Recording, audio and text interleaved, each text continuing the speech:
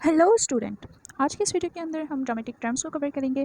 Dramatic terms क्या होता है सबसे पहले हमें उसका पता होना चाहिए। जिस तरीके से आपको पता है हमारे लिटरेचर के अंदर एक मेन जॉनरा है ड्रामा, ठीक है। सो उसके अंदर हम ड्रामेटिक टर्म्स को यूज़ करते हैं। ड्रामा को समझने के लिए हमारे पास कुछ टर्म्स मौजूद हैं, तो उन टर्म्स के थ्रू हम अपने ड्रामास को क्लियरली अंडरस्टैंड कर सकते हैं कि किस पॉइंट पर हमें जो है राइटर किस तरीके से समझाना चाह रहा है, ठीक है। सो आज के इस वीडियो के अंदर हम इन्हीं ड्रामेटिक टर्म्स को कवर करेंगे और अपने ड्रामास को मोर क्लियरली अंडरस्टैंड करेंगे। मूव करते हैं अपनी वीडियो की तरफ। सबसे पहले हमारी फर्स्ट ड्रामेटिक टर्म है अल्यूजन। अल्यूजन क्या होता है कि किसी चीज़ का हम इनडायरेक्टली रेफरेंसेस दें अपनी टॉक के अंदर। किसी हिस्ट्री के इवेंट, अगर कोई इवेंट है उसका हम रेफरेंस दें, या पास में कोई ऐसी चीज़ हुई है उसका हम रेफरेंस दें, या किसी बुक के अंदर से या फिर किसी मिथ में से हम अगर अपने रेफरेंसेस दें अपनी टॉक के अंदर, सो वो हमारा क्या कहलाता है, अल्यूजन कहलाता है, ठीक है। नेक्स्ट टर्म की तरफ हम मूव करते हैं असाइड। असाइड क्या होता है, एक ऐसी लाइंस होती हैं, ऐसे डायलॉग्स होते हैं जो कि सिर्फ ऑडियंस के लिए विस्पर किए जाते हैं। जैसे कि आपको पता है ड्रामा स्टेज के ऊपर परफॉर्म किया जाता है, ठीक है। सो उसके अंदर कैरेक्टर्स मौजूद होते हैं। अब एक ऐसी चीज़ जो कि दूसरे कैरेक्टर्स को और नहीं सुनी, और वो हम जो है उन लाइन्स को विस्पर करते हैं ताकि हमारी ऑडियंस उस चीज़ को जान सके, ठीक है। लेकिन बाकी जो कैरेक्टर्स हैं ऑन द स्टेज वो इस चीज़ को नहीं सुन सकते, वो इस तरीके से एक्ट करेंगे, दे डिडंट हियर एनीथिंग, लेकिन हमारी जो ऑडियंस है उसको इस चीज़ के बारे में पता होगा, ठीक है। सो विस्परिंग लाइन्स जो होती हैं उसको हम ऑन द स्टेज, उसको हम क्या कहते हैं, असाइड कहते हैं, ठीक है।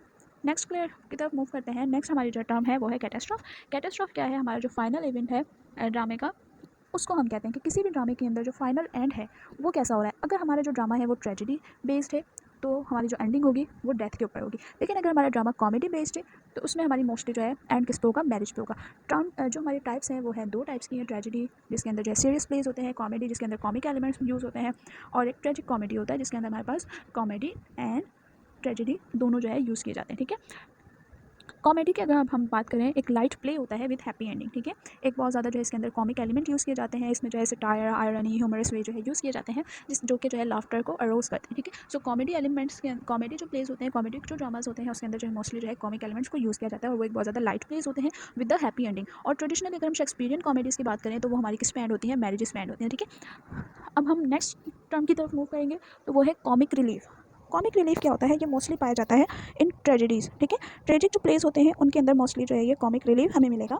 उसके अंदर क्या होता है, जो बहुत ज़्यादा सीरियस प्लेस होते हैं, serious place mean tragic place होते हैं, उसके अंदर जब बहुत ज़्यादा टेंशन अरोज हो जाती है रीडर्स के लिए एंड ऑडियंस के लिए, तो बहुत थोड़ा बहुत जो है उसमें ह्यूमर ऐड किया जाता है, जिसके अंदर थोड़ी सी जो है वो उस टेंशन को जो है रिलीफ में लेके जा सकें, उस टेंशन को जो है डाउनफॉल की तरफ लेके जा सकें, और एक कॉमिक एलिमेंट उसके अंदर रिलीज़ किया जाता है। Clear. Now move to the next point, crisis और क्लाइमैक्स। ये एक ऐसा पॉइंट है किसी भी ड्रामे के अंदर जहाँ पर जो है हमारा ड्रामा जो है या प्ले जो है वो एक बहुत ज़्यादा मेन पॉइंट पे पहुंच चुका है। अब वहाँ पर जो हमारा मेन कैरेक्टर है उसको जो है एक डिसीजन लेना पड़ेगा, either go to this side और दिस साइड। उसके पास दो ऑप्शन होते हैं कि उसको एक कोई भी डिसीजन को चूज़ करना होता है, and that point of the drama is called climax. Next हमारी जो टर्म है वो है ड्रामेटिक आयरनी।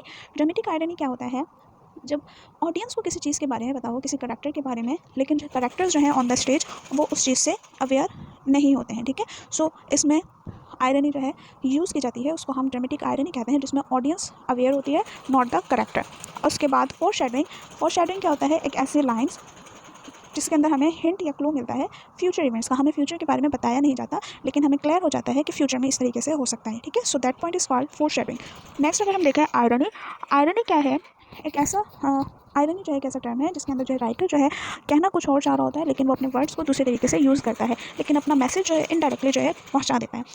अगर किसी राइटर को किसी चीज़ को डायरेक्टली क्रिटिसाइज़ नहीं कर सकता वो, तो वो क्या यूज़ करता है, आयरनी यूज़ करता है, ठीक है। जिसके अंदर जो है वर्ड्स चेंज होते हैं, लेकिन जो अपोजिट होते हैं, जो कि स्पीकर्स माइंड से, मतलब राइटर के माइंड से।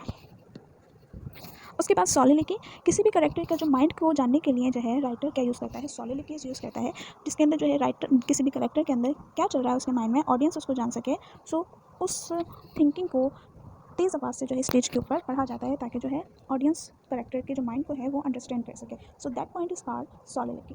नेक्स्ट हमारा ट्रेजेडी। जैसे कि मैंने आपको पहले बताया, दो टाइप्स होती है, कॉमेडी एंड ट्रेजेडी। ट्रेजेडी एक सीरियस प्ले है जिसके अंदर ट्रेजिक फ्लॉज होते हैं, जिसके अंदर जो है बहुत ज़्यादा ट्रेजेडिक एलिमेंट्स होते हैं, ठीक है। सो ये एक सीरियस प्ले है, उसकी जो हैप्पी एंडिंग नहीं होती है, ठीक है। उसके बाद ट्रेजिक फ्लॉ। ट्रेजिक फ्लॉ की अगर हम बात करें, ट्रेजिक फ्लॉ क्या होता है, ये जो हमारा प्रोटोगनिस्ट होता है इन ट्रेजेडी, उसके अंदर ये होता है ट्रेजिक करेक्टर को जो डाउनफॉल की तरह जो चीज़ लेके जाएगी वो उसका ट्रेजिक फ्लॉ कहलाएगा, ठीक है। So this is all about dramatic terms. Bye bye.